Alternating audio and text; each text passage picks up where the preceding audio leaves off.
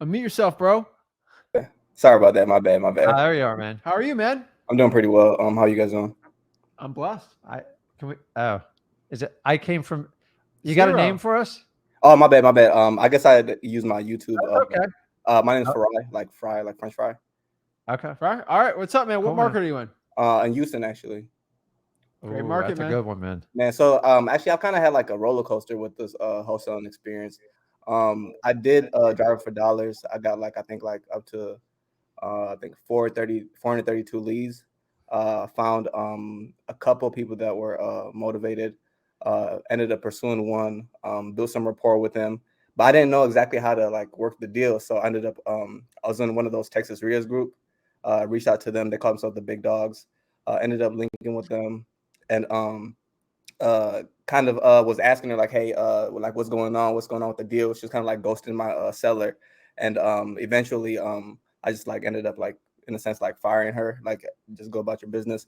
And then she was trying to backdoor me with the seller at the same time, but fortunately I built enough rapport with the seller that he let me know about that and just continued to do it with me. Fast forward, I posted on the Texas Rias page my experience that I had. Somebody reached out to me. I thought it was an experienced investor. I ended up linking with him.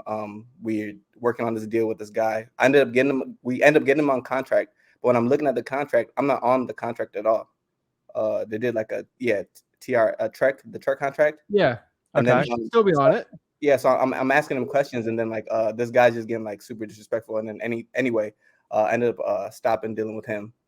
So right now the seller had messaged me. He's like, hey, you guys are just kind of putting me in a lot of drama. I'm not sure what's going on. I called him, just explained what's going on. Said, hey, I definitely respect if you guys want to pull out all the way. But at least, you know what I'm saying, just take some time, take 24 hours. You guys think about it and let me know. I think I still have them on the hook, but fast forward to the property itself. I probably should not say the address on here. Don't It's do it. Please don't. Okay. Anyone who calls himself the Big Dogs, be careful. That's already an ego player right over there. Well, full disclosure, I've spent a lot of time with the RIA. I own one. The problem with RIA is there's good and bad people there. Like anything else you do in life, there's actually people. I came from RIA. I helped a lot of people out in RIA. I actually enjoyed the interaction. Unfortunately, there's a lot of what we call remoras, which are the fish that attach to the shark, and they're just looking for scraps. They will tell you whatever they want to hear. They'll grab whatever deal they can from you. If they're reaching out to you, you got to be careful. So, guys, if you go to RIAs, take the experience in, but anybody you're going to do a physical deal with, number one, underwrite them and make sure they're legit. It doesn't really cost you anything to do a background check on anyone, in my opinion. And number two, if you're going to do a deal with them, make sure you have some sort of paperwork that protects your interest. If they go, well, we're going to do it my way, go, listen, I appreciate it, but if you're going to respect me, we've got to put me into the deal. They go, dude, I got you covered. Don't worry about it, dude. That is a red flag right there, and you got to know that up front. So unfortunately, you've learned that lesson the hard way. It sounds like twice. Man. That doesn't make all RIAs bad, but just when you get into a business, I tell people you're going to do business with someone in the chat, make sure you understand, find out who they are if you're going to do business with them. And if you're going to do a deal, make sure you have a clear path to getting paid. If you had to go get a lawyer and go, I'm getting paid one way or the other, don't ever let somebody pay you go. Now, he or she who has the property under contract has the control on the JV, and that's you. You need to flex that control. So I would just, dude, you're in Houston, man. Just find your own buyer. It's really not that hard, and you can do it, man. You're probably a buyer in the RIA group, man. And you're a good talker, dude. So you're not, and getting the buyer is much easier than getting the seller. Much, much easier. Dude, just call the 4 rents in Houston. You'll find one. Yeah, no. I'm starting to realize that now. It's just that I don't want to waste all the hard work that I've put in with the seller. No, so, talk to the seller. Give them your word. It will be closed in 30 days. Okay. So because you don't want them out of it, just say, you know what? I'm looking at everything. You have my word. We're going to get this sold in 30 days. And what you're going to do is get your butt on that phone and go cold call all the 4 rents. You're literally going to go to all the RIA groups, find legit cash buyers. Do you see my video yesterday on vetting cash buyers, the rules? Oh, no, I missed that one. Watch that. I have a cash buyer vetting video. Ask them those questions. Go to freewholesaling.com, break it down. And then that's how you're going to find that cash buyer. And don't deviate from it. I'll say right now, just so he gets it. It works, dude. It works 100%. This is our cash buyer vetting. First of all, get a proof of funds with their name. Make sure it's cash. Are they okay with you making an assignment fee on it? And lastly, they give you a $3,000 to $5,000 non-refundable earnest money deposit on the deal. That's what you do. And they got to use Gotta your get to title work. company. They So got to use your title company. Call the seller. I don't want them to control the deal. You still control you. Hey, you know what? I'm still under contract. I'm ready to go. I'm giving my verbal commitment for 30 days. Are you ready to go in 30 days? Okay. And then Just get to work. quick question regarding the property itself. So it's a condo. It has a tenant in it. The tenant's been there for about over a year, but he pays faithfully. That's what the seller said.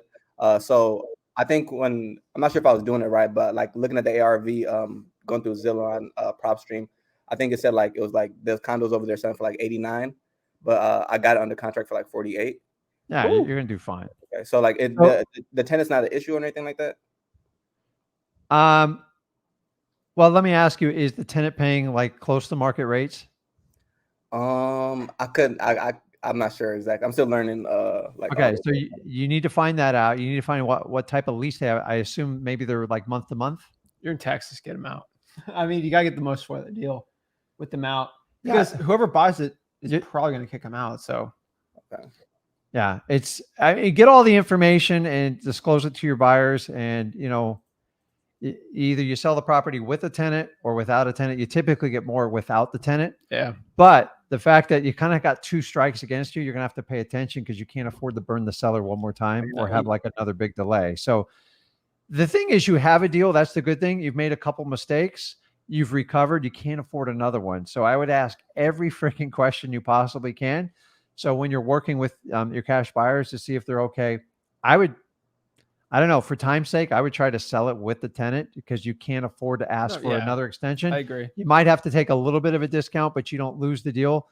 If you still make 20, 30. I know, but if you didn't have the problems up front with the RIA, which by the way is happened to me. I've had this personally happen to me in the RIA before under very trusted people.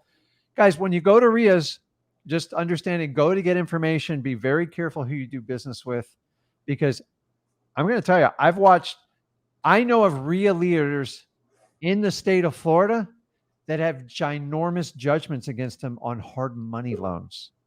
If that's crazy enough, they didn't repay back somebody on a hard, and they caused serious hardship to them. These people are running the events. So they're not all bad. There's some really great RIAs out there. I just do not make any more delays with the seller. And if you have to sell it with the tenant for a slight discount, move on from your mistakes and go from there. If they'll give you a little bit more time and work with you, then go try to hit a home run on it. Appreciate that. Thank you, guys. You got it, man. It's no man. biggie. Keep it up to keep me updated, man. Let me know. I know for sure.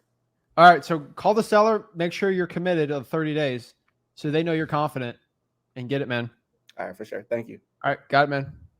Boom. I think like coming to Flip with Rick and wholesaling for houses real is like the only safe place left in wholesaling anymore. Because listen, I love RIAs. I love the connection, the community, but like the reality is they prey on a lot of newbies. Like I don't like RIAs. Tons of course sales. And there's a lot of guys sitting in the background just waiting for someone to go bring them a deal and go, I'll help you out. You'll make a ton of money. And then there's an excuse for the next 3 months why you don't get paid.